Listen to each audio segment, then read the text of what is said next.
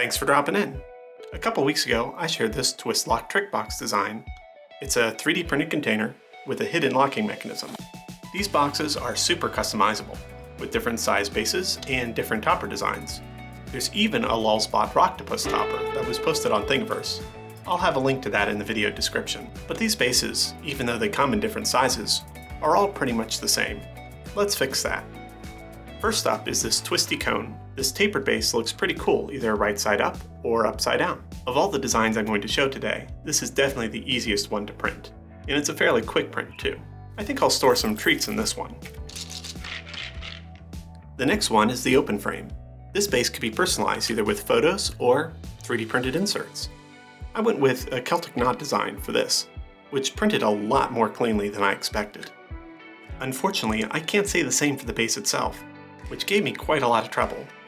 This top edge right here is only 1.5 millimeters thick, but it spans over 35 millimeters long. Unless your printer has really good cooling, that could lead to some unsightly drooping.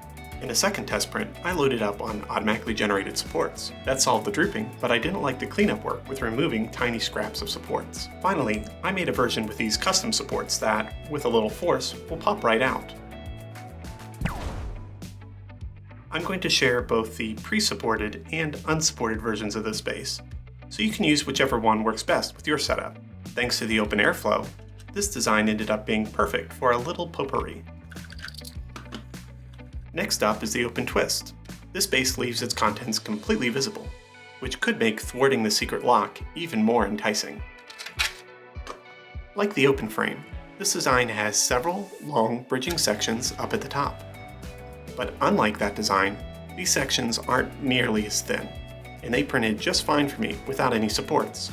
Your results may vary though. This design turned out to be surprisingly strong. I think it will be a good container for some small toys. Next is this Decorative Emboss design. I don't usually get too fancy in my designs, but I like this one a lot. A whole lot. This pattern comes from 3axis.co, which has vector files specifically for laser cutting. I just imported those files into Fusion 360 and pushed and pulled shapes until I got something I liked. A container this fancy could only be used for the most decadent of snacks.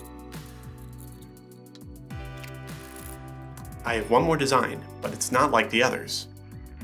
This model represents the bare minimum geometry necessary to interface with a twist lock cap. If you have any base, you can just merge this model into that design to make it a twist lock box. You could even glue it onto a container that's not 3D printed. Not a bad collection, right?